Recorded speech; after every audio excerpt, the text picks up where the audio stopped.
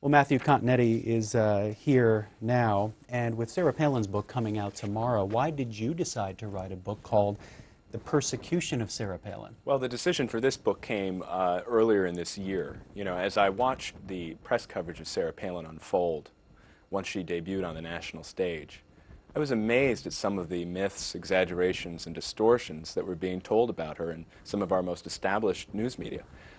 People said that she was a supporter of Pat Buchanan. She wasn't. People said that she was a supporter of the Alaska Independence Party. She wasn't a member. Rumors about the maternity of her youngest child were circulated on the web, like, samizdat. All these rumors and lies, I decided we should catalog them to show not only the fact that all these myths were propagated, but also try to explore the question of why. And I think the question of why is, in a way, the more interesting question. Sarah Palin has this unerring ability to summon up the worst feelings in her opponents. It's really quite amazing. What is that quality? Why is that quality there, and why does it have the effect you think it has? I personally think she represents most of the things that the left in this country want to change about America. They don't like her forthright Christianity. They don't like the fact that she is not a member of the feminist establishment. In fact, she disagrees with a lot of the shibboleths of mainstream feminism. They don't like that she's representing the people who are kind of left out of the Obama revolution, the Joe the Plumbers of the world, the Tito the Builders. These are people who do not have graduate degrees in semiotics from elite Eastern universities. We'll put the phone numbers on the bottom of the screen for our guest, Matthew Continetti, who's written his book on Sarah Palin, The Persecution of Sarah Palin. We're talking more specifically about the media. The subtitle is How the Elite Media Tried to Bring Down a Rising Star. So you talk about these rumors and lies, and you gave some examples. Who are the biggest offenders in your view? Well, there are quite a few. I think in the case of the New York Times actually ran the Alaska Independence Party myth on its front pages. All the main newspapers, if you go to the museum's website and you see the cover stories for, I believe, September 2nd, 2008, all the front pages of the nation's newspapers, the front page were filled with news of Sarah Palin's eldest daughter's pregnancy. This, to me, does not strike me as front page news, or certainly not something to be fronted without any consideration of the effect it has on the family, the effect it has on the girl, or the effect that it'll have on the child as he grows older. What about the web, the blogosphere? Well, the blogosphere is pretty vitriolic. You know, I mentioned the rumor about the maternity of Trigg, her youngest son. That emanated on the left, far left websites, and was pretty soon par for the course, and ended up being referred to in many establishment newspapers as well. All these things kind of come to fruition, and we have to be skeptical of them. And it's the way, because of our new media, so much is unmediated, we have to kind of take a step back and say, well, hold it, what is going on here? Is this true? Is it not? And in the case of Sarah Palin, so much of it wasn't true. So there's 2010, 2012, and beyond, and as we look at the role of the media in these elections, what do you see as the future? How will it be playing out? Well, based on the reaction to her book, I think that she's going to continue to get some negative press.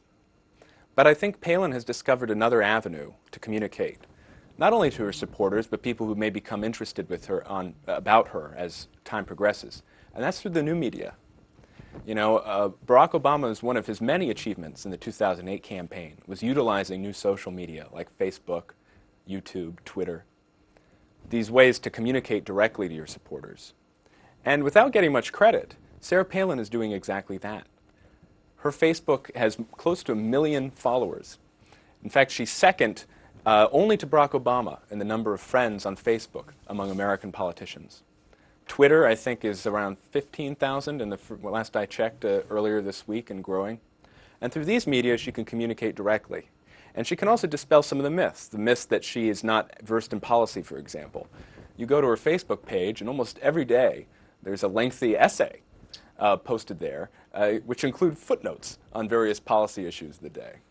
First call for our guest, New Haven, Connecticut. Brian, Republican line. You're on with Matthew Continetti. Hello. Hi, good morning, guys. Morning. How are you? I wanted to just agree with Matthew. I think it's a typical left-wing media bashing of someone, and to me, they make themselves so obvious because if she wasn't important and she didn't matter, there would be no coverage of her. Fact of the matter is that I think they're very afraid of her, and they're going out of their way to discredit her, and anyone that agrees with her, and it's just so obvious. And I think the American people are so far beyond this kind of trashing. No matter what they do, this woman will rise. I don't know if she's going to, run for office or not. It doesn't, I think she will. And I just think it's just typical left-wing media.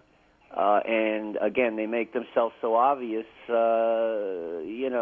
If they didn't care, they wouldn't cover her. Thanks. Let's hear from our guest. Well, you'll like the persecution of Sarah Palin. I agree with you. What's funny to me is I was thinking of all the politicians who've written books, the coverage devoted to Sarah Palin. Remember, she doesn't hold any office. She didn't win the vice presidency with John McCain.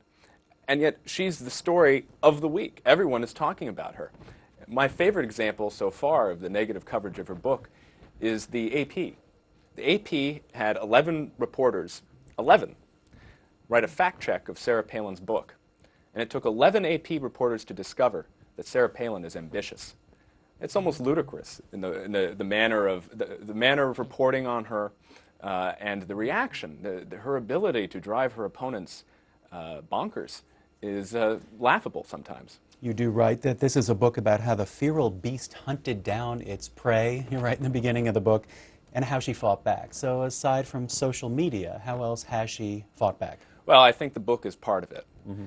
Sarah Palin has been unable to tell her side of the story.